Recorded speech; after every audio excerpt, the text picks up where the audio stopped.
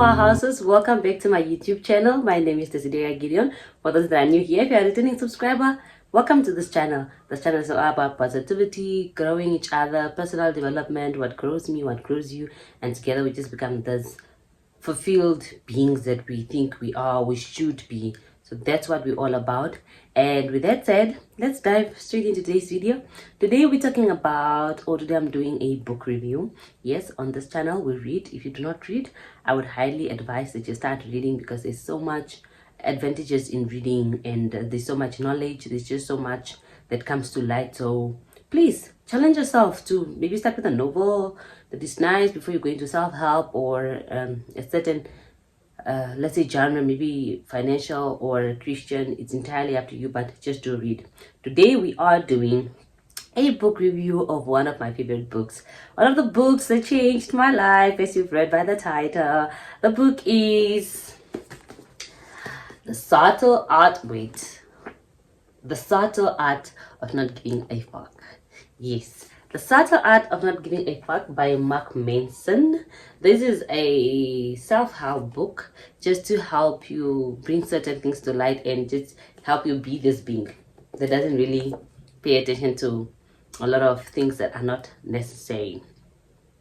So in this book, Mark Manson talks about, look, every day so many things happen in our life. It is up to us to choose where we want to divert our energy to. It is up to us to see what you want to pay attention to. Now, if you go around getting caught up in all of the things and thinking that everything needs your attention, your energy levels are going to be depleted. You're going to be not as efficient and as effective as you should be. Mark Manson says, only give a fuck of what's truly fuck with you. You can't go around giving so many fucks, because in the end you get fucked. Excuse my language, but that's what it is, and I'd like to put it as the way it just is. And it makes perfect sense. He says that every day we are choosing. You have a choice, whether knowingly or unknowingly. And the moment you do not know that you are choosing, you will end up choosing things that do not speak to you, but in the end you will think it speaks to you, while in hindsight it actually doesn't. Let's say, for example, you don't know what it is that you want, and you are filled with choices every day. I'm sitting here and I'm working towards a common goal of, let's say, paying for my driver's lessons, to acquire my driver's license. That is where I want to be at. That's where I'm focusing my finance just at the current moment, for example. But now then, Mandy says, friend, let's go out for cocktails. And I'm like, cocktails won't hurt. Cocktails are nice. Cocktails will be Instagram pleasing. And then I go have cocktails. But that money was intended for a driver's license. But then you are choosing because you think that is also important. So you don't really know what is important. So that's why Mark Manson says he emphasizes on us choosing our values and metrics on which we live. In this book, it speaks about choosing the values and metrics by which you live that can guide you, so that you know when it is that what needs your attention and what does not need your attention. So you are cognizant of things that are happening in your life. So when even something that tries to come and sweep you off the feet, you're not caught up by the wave. And that's what it defines as facts. There are so many facts, and if you going around paying attention to all of them, in the end there's only one person that's gonna get, and that's you. So avoid that by setting out values and metrics for your life, where you go about, let's say, for example, your honesty, so you don't end up lying and losing a friend. There are so many values and metrics on which you can measure your life going forward. So that's what he encourages us to do. Then Mark Manson says also, we are responsible for what happens to us. Like I said, we always choosing. So we are responsible for what we are choosing. And he says, in whatever situation, you have a responsibility to play. So take 100% responsibility and zero blame.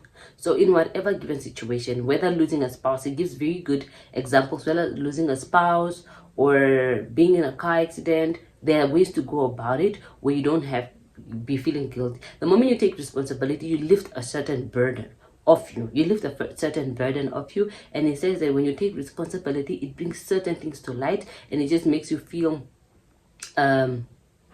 less worried and less concerned because you know you had something to play, and you acknowledge the fact that you did. Because always in a situation, there are two ways of the story. There's your story, and then there's another story. But what is it to you? Even if somebody, let's say, I'm to get dumped today, what role did I play in getting dumped, as opposed to saying, oh, he cheated on me, or as opposed, I mean, I cheated on him, or let's say if I get dumped, and then as opposed to saying, yeah, no, it was my problem. What role did I play, or what role did he play to dumping me? And instead of saying, yeah, it was always you, it was always you, it was always you, what responsibility do you take out of this relationship? And saying, I also did wrong here, I also did wrong here. The moment you fail to do that, then you're also just causing yourself more worry and more concerns. So responsibility comes with lifting a certain burden and just knowingly doing things, so that the next time you also don't repeat it, because you know you've been in this situation before. But when you go around giving blames, you don't see yourself, you don't do introspection to say, what did I do wrong, so that the next time you don't do it. You might lose now a friend and you think it was their fault, and then you lose another friend, you think that's their fault, without asking yourself, what part did you play in this friendship? So that's what makes Mark Manson speaks about. He speaks about so many different things. It's a very interesting read. For me, it's just your choices, the choices that you make, and then most importantly, the values and metrics on by which you live, and taking responsibility. But his style of writing, very simple, very vulgar. I remember I bought this book for a friend. I read it before in 2020, and then I bought it for a friend, and then she didn't like his language of writing, so then she opted not to read the book. So yeah, then I went to go to buy the hard copy and reread it this year, because I just felt like I needed to keep my attitude intact. It just makes you that strong person to say, I do not nothing is going to bring me down. Like, and if you people around me say, do you ever worry, do you ever get shifted by things? And this book has taught me not to get shifted by things, because honestly, what you're doing is not my baby. I know where and how and why I should focus my energy on certain things. So if you think you're gonna come here and bring me down, honey, Mark Manson taught me better. You could do a better job. I have real life adulthood problems, and he speaks about that as well. Like, you've got better things to worry about than really the nitty gritties of things that go around in society every day of our lives, like being angry at something very minor. Seriously, I don't have a driver's license, and I must come and worry about you not in a good mood today and the way you responded to me. It's not about me, it's about you. You need also to take responsibility on how you do certain things. You see, this is me taking responsibility to say, however you feel, that's not mine. No, it's not me. It's something that probably happened to you. But with that said, it's a good read. Please do read it. Straightforward, vulgar. It's a bit vulgar, but I think you can read it, unless you just don't like it like that. But otherwise, it's also very easy to understand, and it has a lot of call to actions that can actually impact your life in a positive way. If you are looking for a self-help book to read, I'm sure you've seen this book go around and people giving good reviews about it. It's true. Go ahead and get yourself a copy. This was $295 in CNA, in case you want it, but you can check online, you can check exclusive books, they are all there. So with that said, until the next book read, and yes, please make it a habit to read. The only person you are destined to become is a person when you decide to be. Until next time, Powerhouse.